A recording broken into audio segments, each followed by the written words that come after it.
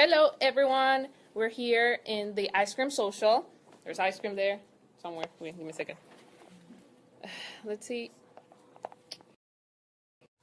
Ice cream, yay! And some beautiful girls and ladies here waiting for the EdPlan to start. Ah! Okay. So, for the EdPlan, does anyone here know anything about it? No? No? Okay. Well, I'm going to be transmitting this live, so please pay attention. I'm sorry if I make some mistakes. I'll try not to. Let's put it.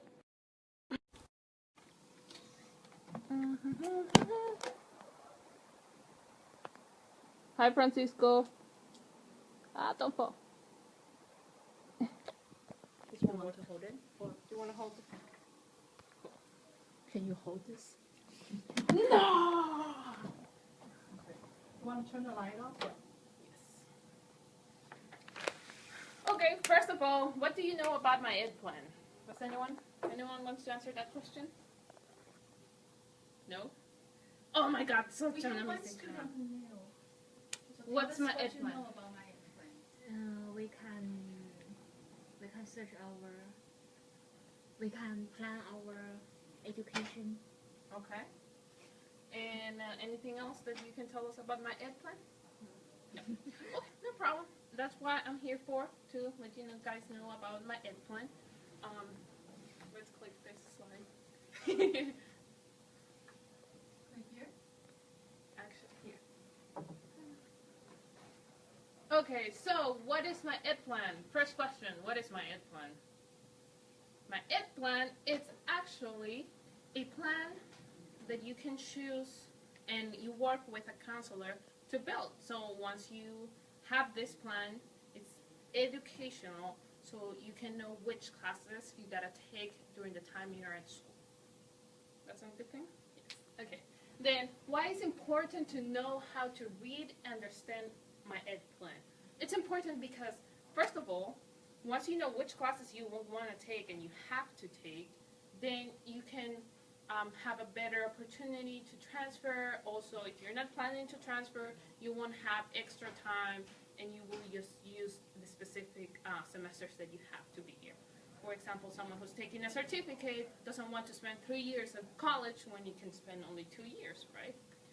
Another thing about understanding the EdPlan is that you can avoid taking classes that you don't need. You can take classes that you want to take, but why would you take a class that you don't need? Hey, I don't want to take a math 155 if I don't need to. It's hard class. Why would I?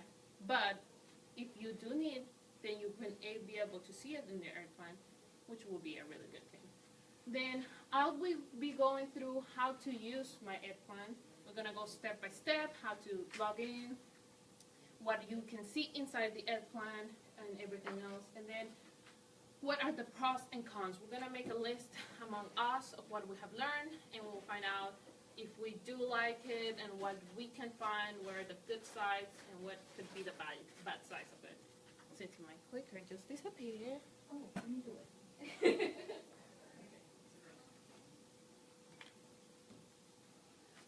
So, for how to access my EdPlan, there's 2 different ways to access my EdPlan currently. You can either log in from Surf, which everyone knows how to do, right? You go, type your ID number, your password, and this is the page that shows up. This is for me, and the first thing you'll see is your classes that you're currently taking, and then the EdPlan button, which is right there. So you just click on it, and it'll take you directly to the next page. The second option is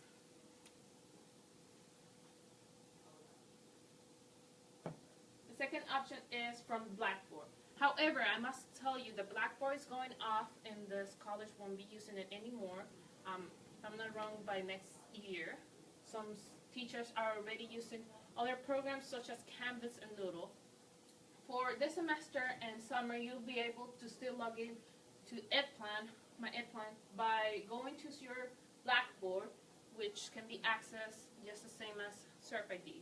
And then that little thing that is underlined in blue, that's my EdPlan. When Once you click on it, it'll take you to the main page, which is the next slide. So, first things first, once you get to the main page, this is what you're going to be looking at. There's no red square. That's exactly what I'm going to be explaining right now. So in my EdPlan page, you will be able to see not only your classes that you'll be taking during next semesters, but as well you'll be able to see all the information that the college has about you. May I click the next slide, please? Okay, so here we have detailed information of that square that was in red. If we can see, you can be able to have the student ID, the student's name, in my case, Scarlett Gonzalez Cortez, and then the ID number, the catalog that I used to select my classes, what was the last time I was enrolled. It's actually this semester, and we'll update at the end of the semester. Then any external credits, so if anyone's transferring from another college, it will show up right there. Now, once we go to the second part, which will be the side on your right, once you open, it'll show any classes that you're taking, so career. My major is architectural design, and I'm pursuing an associate, so that's why it's showing up as an associate. You can see right there, it says AA. Then for the next part, it has the GE pattern. If you're taking those classes, some students don't really need to take those because they're getting to a certificate and you don't need to take all of the GED. But in my case, I do. Then it will show your GPA to the point. For summer, my GPA was 3.9. My academic standing was good. And then it'll also show any transfer requirements. This is something that will appear mostly at the end of the semester before you start planning on transferring. So if I'm transferring in 3 years, it'll show up until the last 2 years or last year and a half. Can you click on the next one, please? Thank you.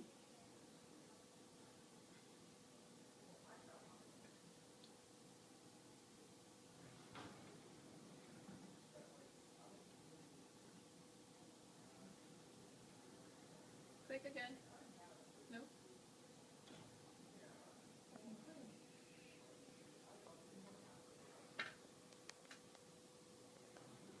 I'm sorry, I'm going to take a few minutes.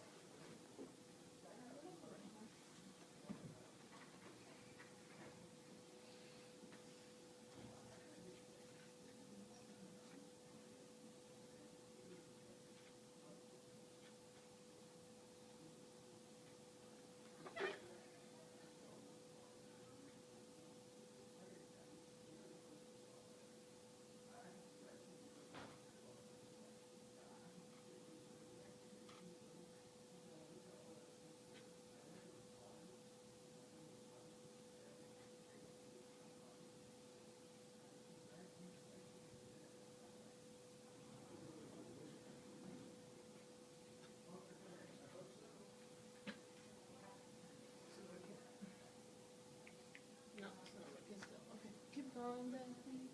Next slide. Next slide. Next slide. Next slide. There we go. There. So once we go back again to the main page where we were, I was explaining about how you had the student ID.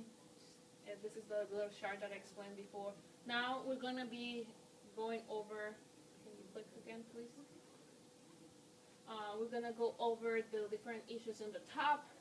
We have the SURF, which is in the very corner right there. That will just take you back to the main page of SURF where you can select your classes. We have report issues if there's any problems, not only with your EdPlan, but also with the page itself. If it's crashing, you can say that.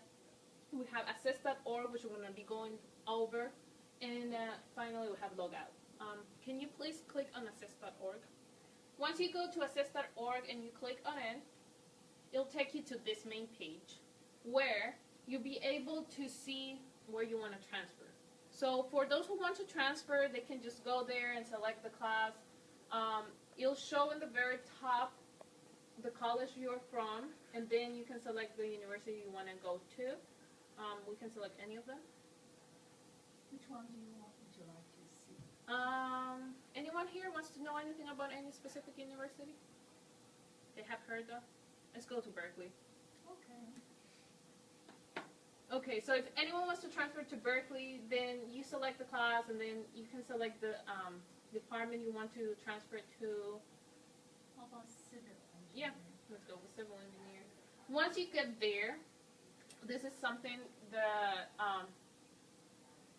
the counselor will go with you if you want to transfer. They'll explain how these classes are either required or not required. The thing is that Miracosta has an agreement with the universities in which classes they will accept and which classes they won't. And that's the major issue. You don't want to take classes that the other college won't accept. So when you go there, you have to pick them again, right? So in points to avoiding that, what we do is we make the agreement with the college, and then you take classes that are working towards that goal. So, yeah, it's a little process. Sometimes this changes, and it has to be checked every semester, and that's why you should go to the counselor every semester. Okay, we can go back.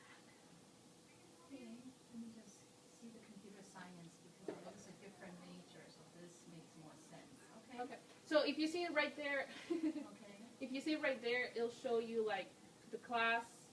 This is like classes that they are accepting, and if you take CS 112 here, they will accept it there, but it also has like notes. Most students complete, UCB completed, so they'll have certain requirements for certain classes. We can go to the next one, and it'll show you the whole list of classes that you will be using. So that's pretty cool.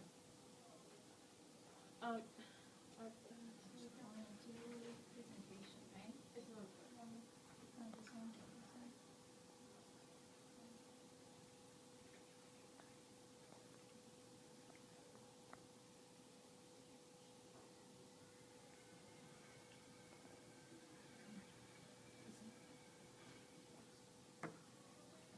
What else can you find on my EdPlan?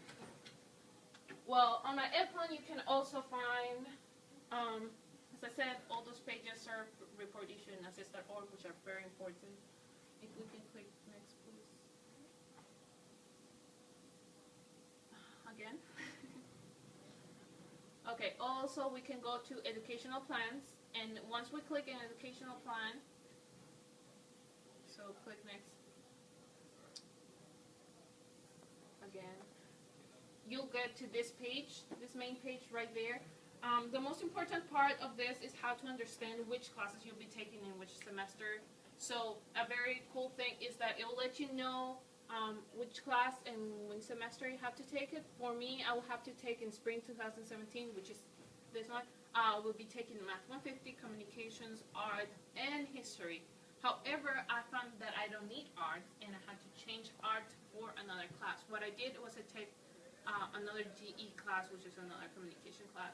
It will also let you know the credits, and if we can click next, please. And again.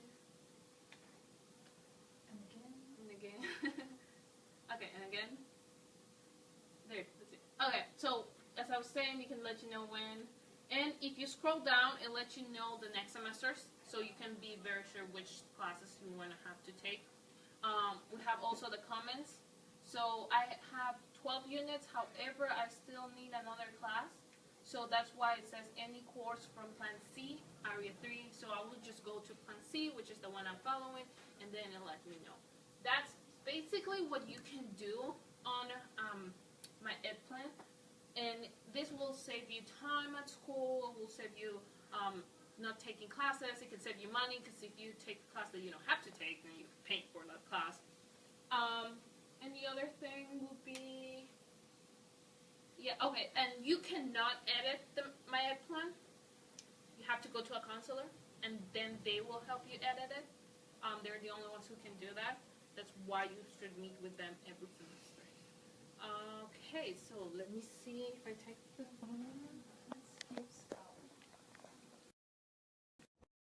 Round of applause. Thank you. Okay, so what we're gonna do now is we're gonna make a list of pros and cons. So this means all the good parts and the bad parts of my EdPlan if you want to do that. And it's gonna be an activity of group. So I'll give you just a piece of paper and you're gonna do it. And guys, if you have any questions about my EdPlan, just write and I'll answer them next time. You say bye? Bye!